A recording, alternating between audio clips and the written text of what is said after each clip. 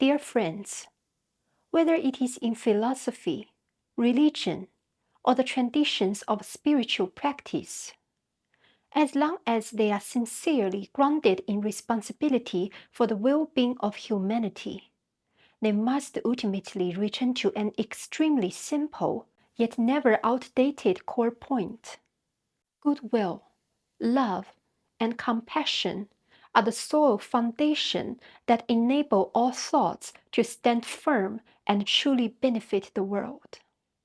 Perhaps there are countless different doctrines. Perhaps the paths taken diverge. Methods may vary, and cultures may differ vastly.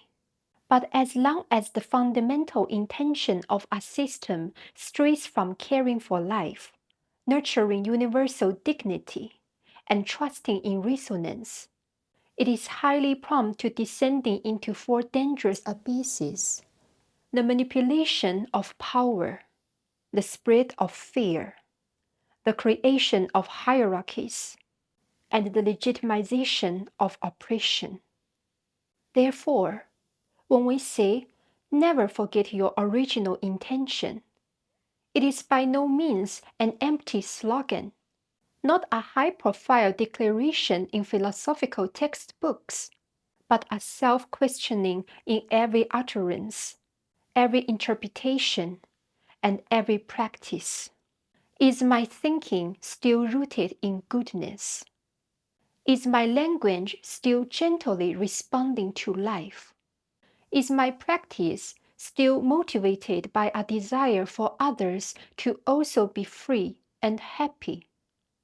From a philosophical standpoint, being rooted in goodness signifies a commitment to transparency regarding moral intentions and motivations.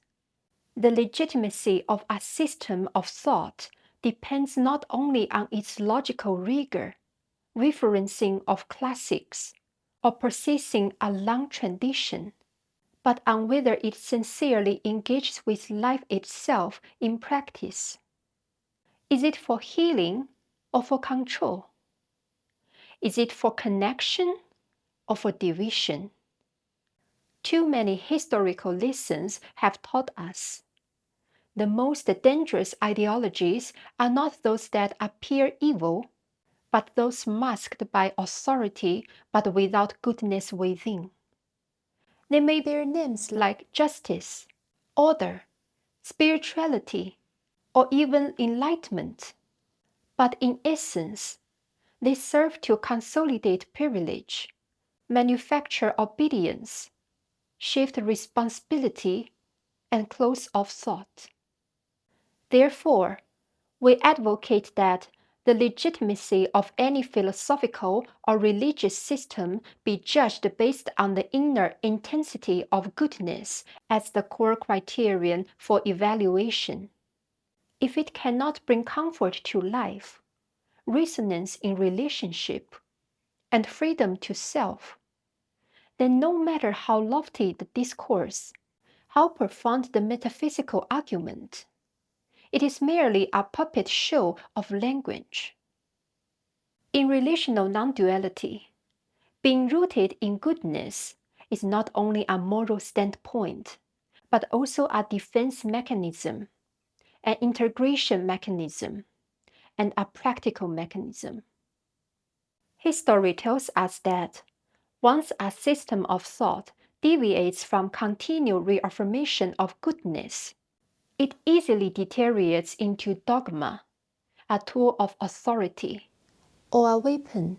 In this sense, being rooted in goodness is a continuous corrective mechanism, constantly reminding us forms can change, words can be updated, but if goodwill vanishes, the spirit has already perished. Today's world is rife with tribal cultures, belief labels, and social barriers.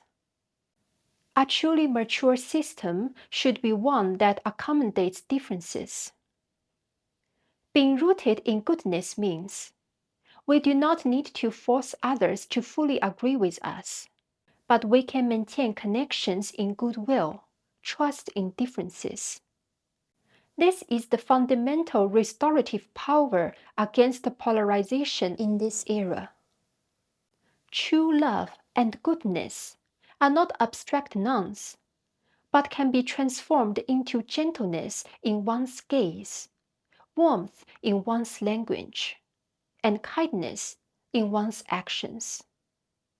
When a philosophical system's freedom truly enables individuals to dare to be themselves, when its equality is reflected in respect at a structural level, when its wisdom transforms into practical symbiotic power in reality, then it is not merely a concept, but life itself.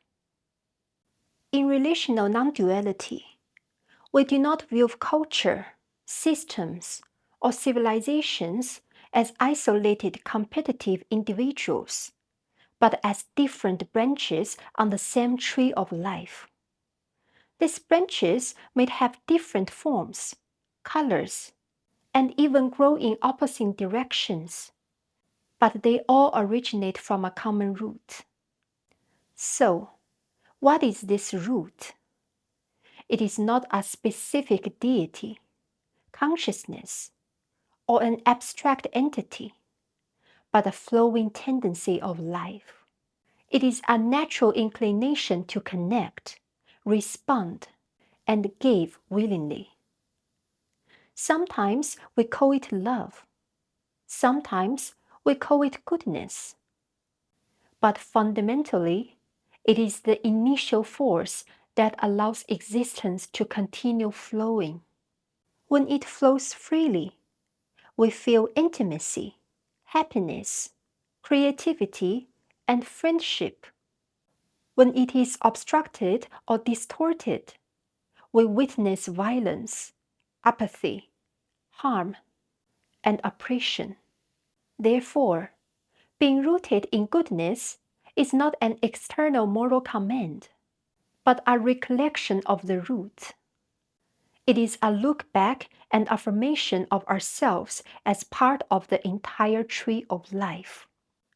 If we always maintain our connection with this root, then regardless of how different our cultural traditions are, regardless of how lush the branches of our thoughts are, and regardless of the diverse fruits we bear, they will never be toxic.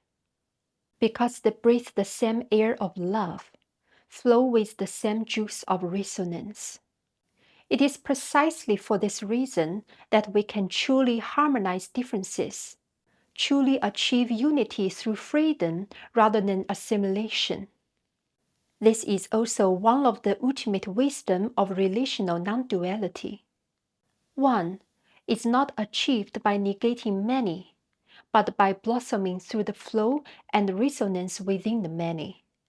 True love does not suppress differences, but makes differences part of the symphony. When science forgets its reverence for the cosmic harmony of existence, it veers towards technical indifference. When self-exploration seeks only abstinence, while neglecting the capacity for love, it becomes an excuse to evade life. When the development of politics, technology, and civilization forgets the fundamental mission of a symbiotic Earth, it transforms into collective numbness under the efficiency machine. And being rooted in goodness is a calling that cuts through all these mists, guiding us back to our starting point, back to that initial respect, back to that primal yearning, back to that resonance of the heart that has not yet been defined but already exists. The world is vast, thoughts are complex, and hearts often waver. May there be something deep within us that remains consistently. It is not a specific belief, not a specific system, not a specific identity, but that goodwill that comes from the depths of life, that tenderness that comes from existence, that true resonance between one and many. This is the simplest statement of relational non-duality beyond all complex structures. May every word you speak, every step you take, every word you write, be rooted in goodness. In doing so, you truly comprehend and practice the spirit of non-duality. Dear friends, at this point, I have elaborated in detail of the 5 basic principles that form the foundation of relational non-duality. As I stand on this philosophical path, looking back at the journey I have traversed, I deeply understand.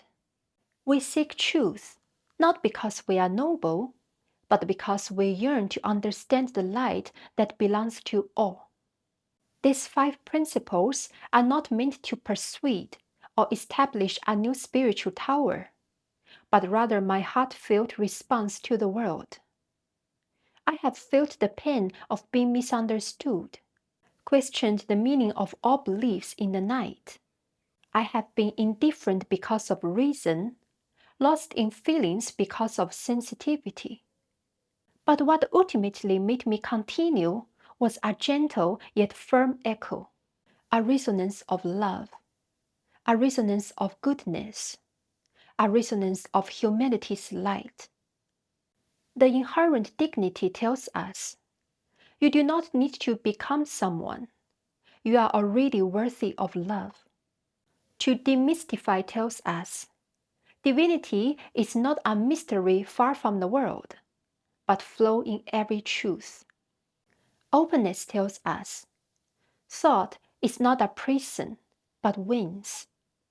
Every questioning is the stretching of the soul. Holism tells us, you do not need to give up any part of yourself. Integration is the start point of freedom. Being rooted in goodness tells us, when you are uncertain of the direction, ask yourself, is this out of love? Dear friends, if you are listening to my words, believe this. This is not a declaration of who is more awakened, not a sermon of a new mentor, but just me, a person just like you who has trembled between love and confusion, willing to share my understanding, struggles, awakenings, and hopes with you. May we step out of the shadow of having to rely on authority, step out of the fear of having to obey doctrine, step out of the harm of having to deny ourselves for redemption. May we hear a deeper voice. You are never abandoned. You are never separated from divinity. You are already a part of the resonance. This is not a sect, not an ideology, but a gentle invitation to honor life. May you, after reading the 5 principles, feel understood rather than persuaded. May you not accept a system, but discover the voice that has long echoed within your heart.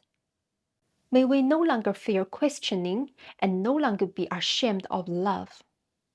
May we become echoes of each other. We do not flee, do not persist, do not command, but simply, gently build bridges.